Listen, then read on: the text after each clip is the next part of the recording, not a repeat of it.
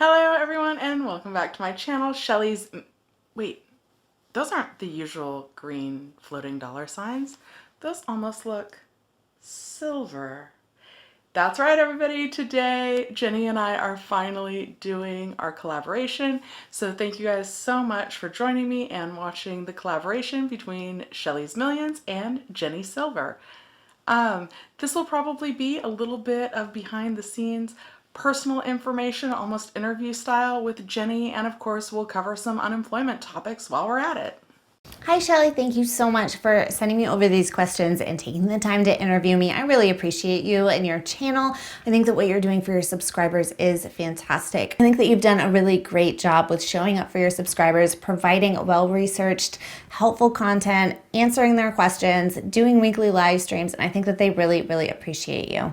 And my first question to you, Jenny, is if you could change one thing about how the EDD has handled the unemployment situation, what would that be? Definitely be how they have handled freezing accounts.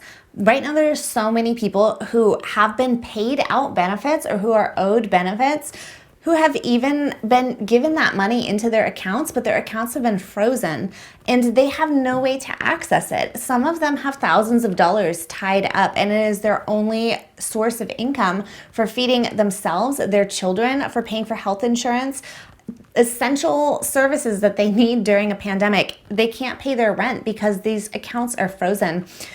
Now, I think the EDD really failed when they issued applications, allowed people to apply, granted benefits, and started paying out benefits before they had everything set up in place. They did not vet their applicants in advance.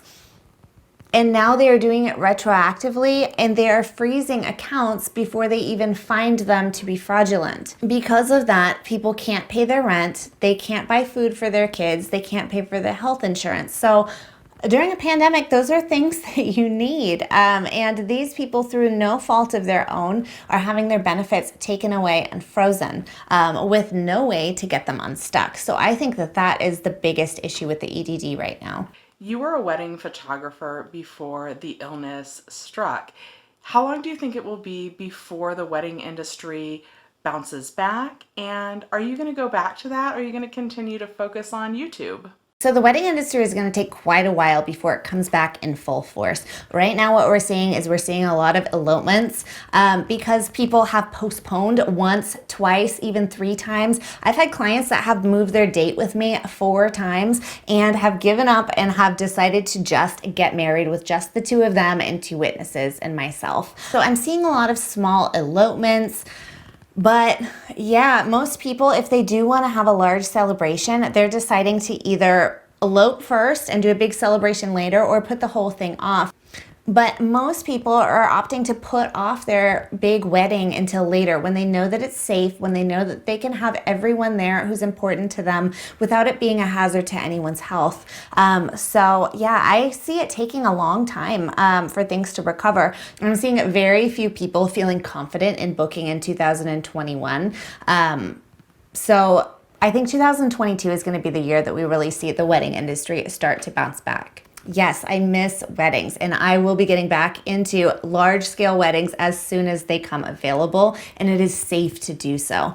So I'm doing small elopements right now, but once the wedding industry fully recovers, I will be back in that. But I will continue to create YouTube content. YouTube is now another branch of my business. And just as I have other streams of income, other branches of my business, YouTube will be a permanent fixture in my business. As a wedding photographer, you were self-employed. So you focused a lot on PUA unemployment claims. What do you think the biggest challenge for people on a PUA claim has been? So I think one of the biggest issues for PUA claims, although it actually affects a smaller proportion of people, is the mixed earners issue. This is a problem for people who are self-employed primarily, and most of their income comes from self-employment, but they had a really small amount of W-2 employee income in 2019. What happens in this case is that the EDD looks only at that small amount of W-2 income, which might mean this one earned $50,000 in self-employment income and $1,500 as an employee, but they classify their weekly benefit award amount according to that $1,500. So they're essentially ignoring all the rest. Those people, in most cases, aren't able to appeal.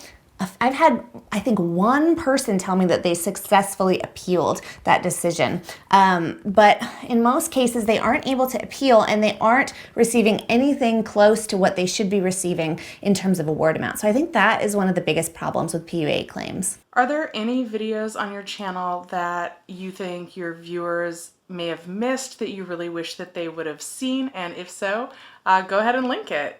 So I think the tax information with regards to unemployment videos is super important. So yes, that tax video on how to plan for your unemployment taxes, I think is super important, and I think everyone should watch it. I also think it's one of my least popular videos because people don't want to see that information. They don't want to plan for having to pay back some of their benefits when they're already struggling as it is.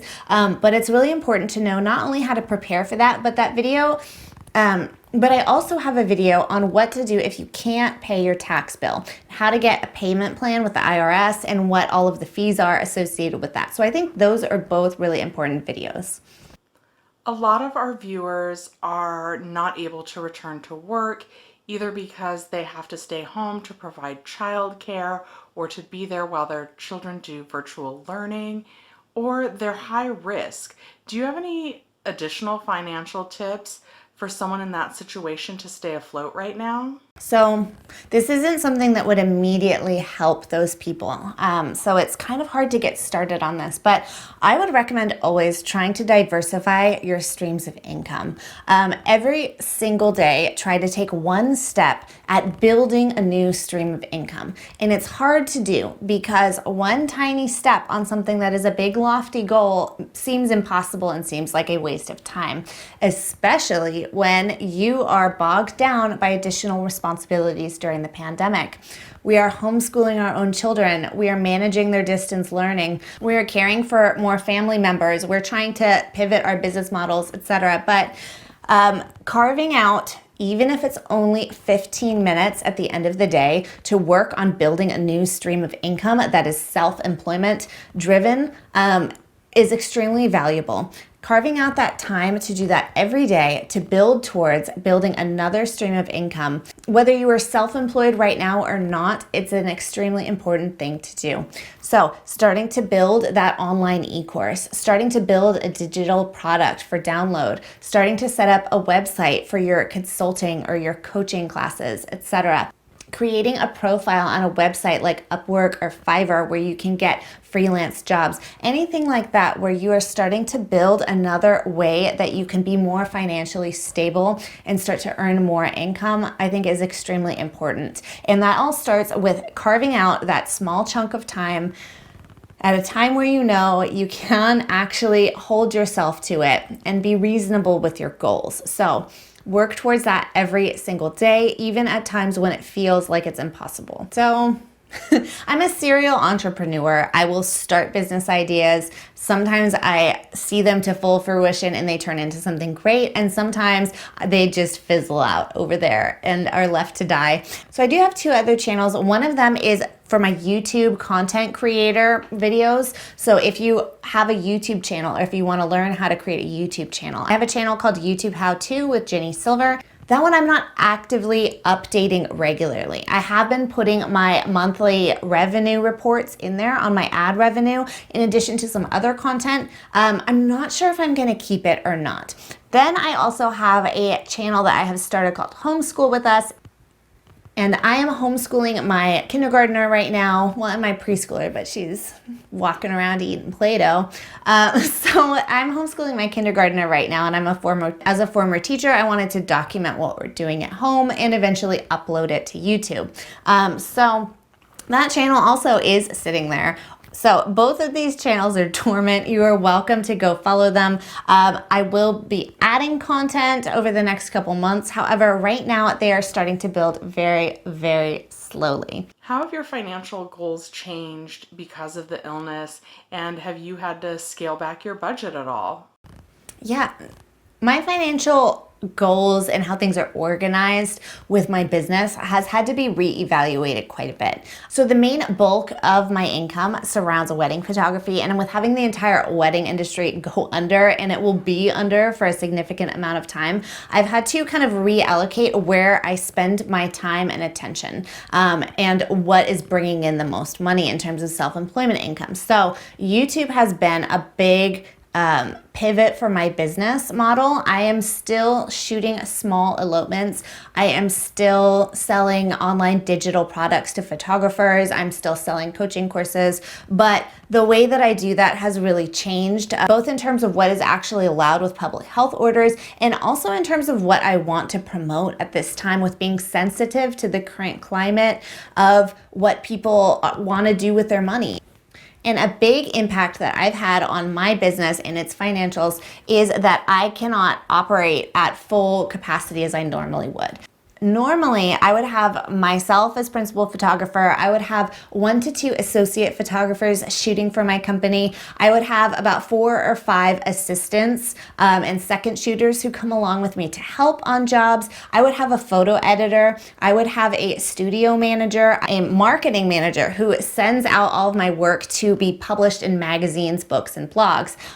So none of that is up and running right now. So it's operating very differently than I'm used to, on a much smaller scale. So I think right now, my financial focus for my business is on pivoting with the times, on getting things to be functioning online, on reaching clients where they are right now, which is in their homes and online, and in starting to develop more digital products for download, etc. So there's been a big shift and lots of projects that I've had to change, some projects that I've had to abandon, and things like that, where I am completely changing the focus of my business model. Can we see some of those Ginny Silver bloopers to close out this video? Please? Whoops. Hey guys, it's Ginny Silver, and today I'm going to give you an awkward silence. I'm going to give you an awkward silence. Ooh, too far.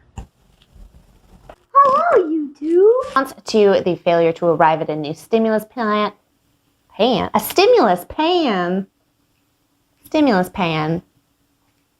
Buy one at Williams Sonoma today. Your stimulus pan. Takes forever to cook. Takes 6 months to make an omelet. All right, everyone, thank you so much for watching Shelly's Millions. Thank you so much, Ginny Silver, for joining me and doing this collab. Hopefully we'll have another video soon and you guys can watch more of us together. All right, see you next time.